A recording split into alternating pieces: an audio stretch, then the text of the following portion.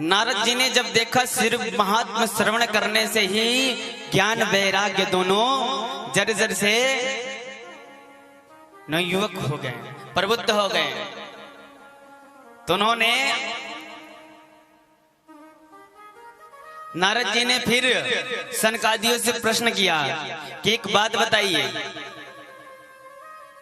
ये भागवत श्रवण करने से कौन कौन से प्राणी तर सकते हैं? के विशुंदन्ति वदन्तु मह्यम्।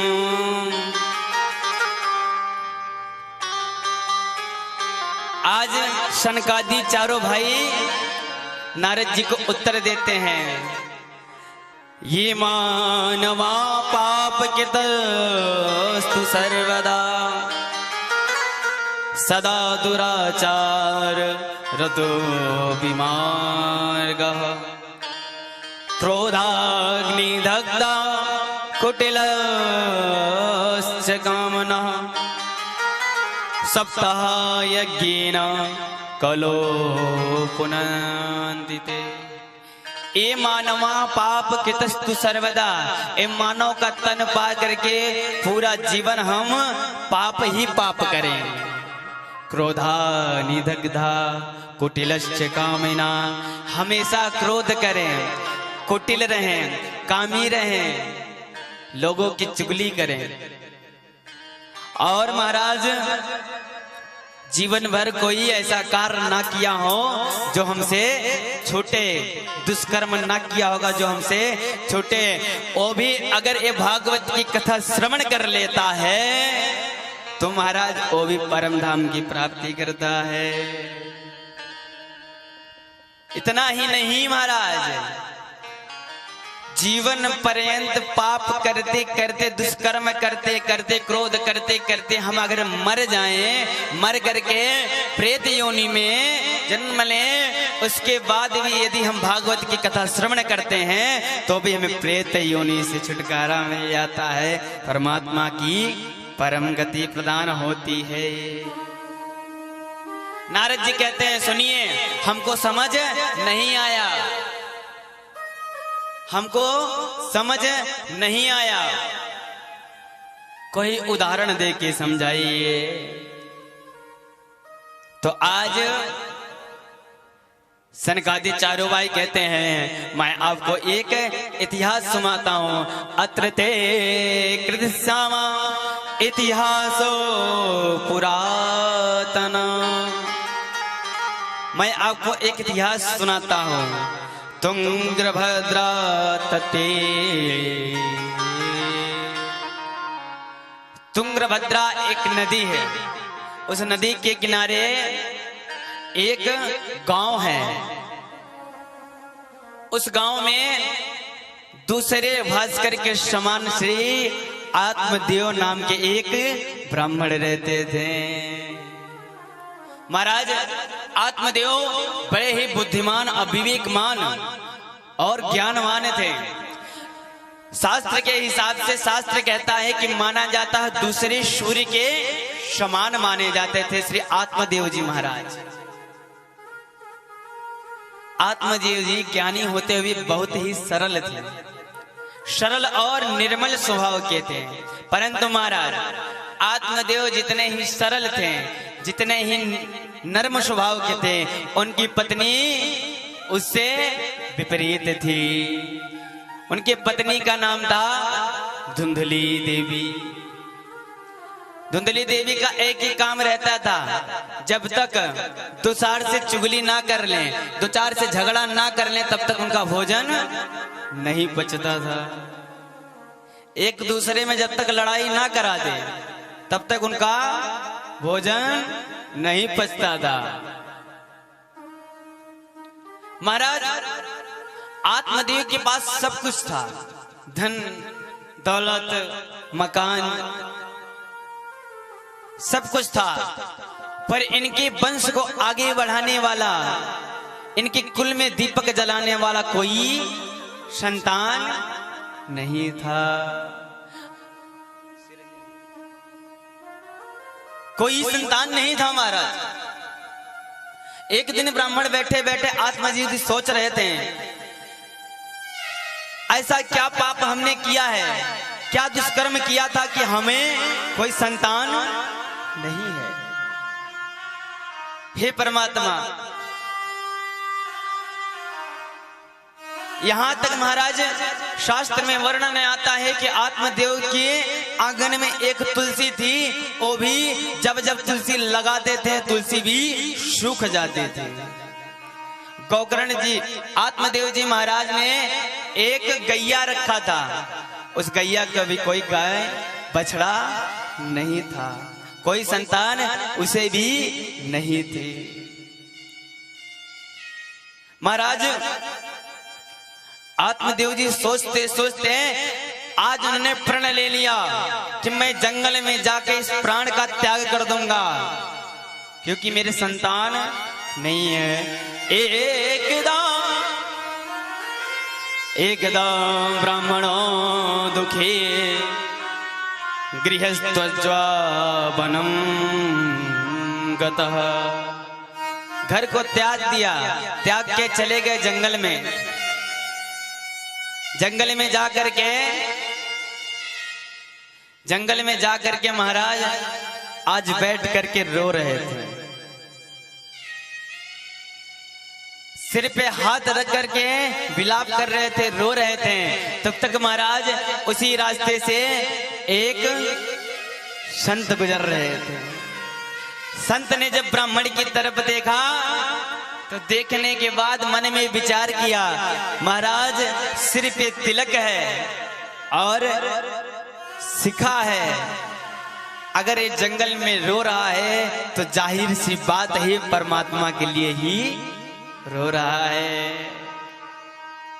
चल करके इसका मार्गदर्शन किया जाए और इसे प्रभु की प्राप्ति कैसे होगी वो मार्ग दिखाया जाए, परमात्मा की शरणागति कैसे लिया जाएगा उसे ये बताया जाए। आज महाराज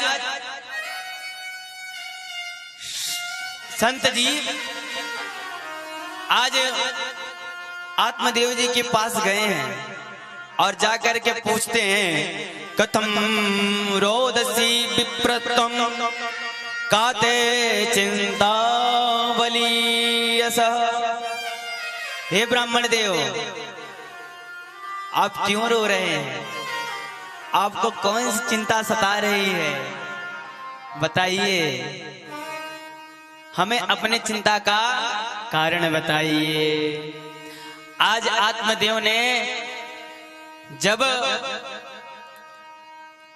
संत को देखा है, महात्मा को देखा है, तो देख करके प्रणाम किया और प्रणाम करके कहते हैं, प्रभु मैं इस वन में इसलिए आके रो रहा हूं क्योंकि मेरे पास सब कुछ है, धन दौलत मकान जायदाद संपत्ति सब कुछ है, पर मेरे कुल को चलाने के लिए, मेरे कुल में दीपक जलाने के लिए कोई संतान नहीं है। आज महात्मा ने सिर पे हाथ रख लिया। वाह, हम तो सोचे थे कि संसार से हट करके ये परमात्मा की प्राप्ति का रास्ता खोजने आया है, लेकिन नहीं, ये तो संसार से जुड़ने का कारण खोजने आया है। महाराज आज संत ने कहा, देखो तुम गलत जगह आशा कर रहे हो, तुम गलत जगह अपना मन लगा रहे हो, गलत आशा कर रहे हो, ये आशा तुम्हें दुख के अलावा कुछ और नहीं देगा। क्योंकि राजा सगर को देखो 60,000 पुत्र थे, लेकिन कोई काम नहीं आया। सब छोड़ दो, चक्रवर्ती सम्राट राजा दशरथ, जिसके स्वयं नारायण ही बालक बन करके आए थे, उनके पुत्र हुए, वो भी जब राजा दशरथ का देहांत हुआ तो कोई भी नहीं था। तो तुम कैसे जानते हो, तुम्हें कैसा लगता है कि तुम्हें संतान प्राप्ति होने के बाद, संतान मिल जाने के बाद सुख मिलेगा, आनंद मिलेगा।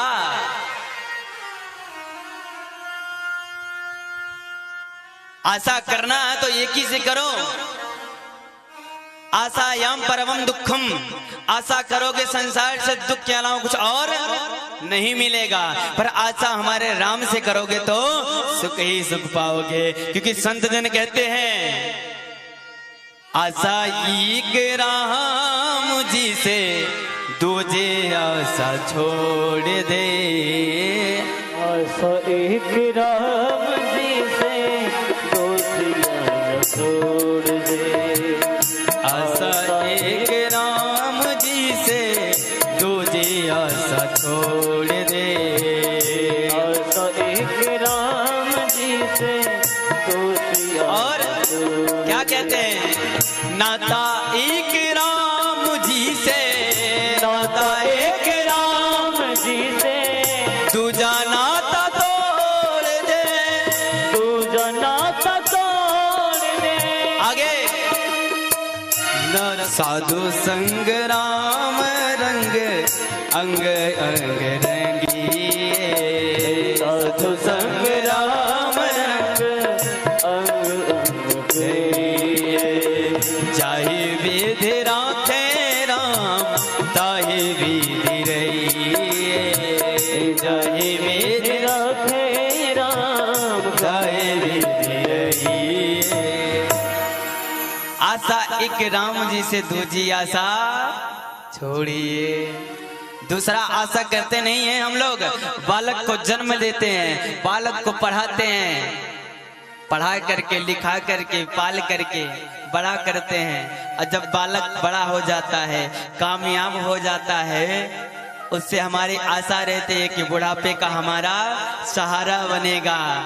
लेकिन महाराज हम आशा गलत जगह लगा लेते हैं, तभी तो दुख मिलता है। जब बालक निकृष्ट निकल जाता है, बालक तुम्हें छोड़ देता है, जाकर के शादी विवाह हो जाता है, जाकर बहुरिया को लेकर के शहर में रहने लगता है, और माँ बाप घर पे रहते हैं और बालक के बारे में सोच सोच के रोते हैं कि मैंने बालक के लिए इतना किया, पुत्र के लिए इतना किया, लेकिन आज मेरे कोई काम नहीं आ रहा है, मेरा कोई सहारा नहीं है।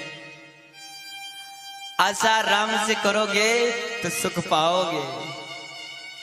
सब कुछ छोड़ दीजिए। आपके धरा से मिला हुआ है मेवाड़ की भूमि, राजस्थान की भूमि से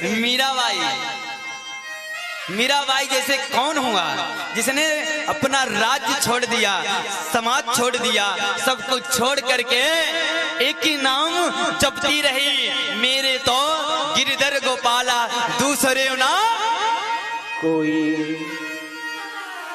उससे प्रेम करो ना, उसे अपना बनाओ।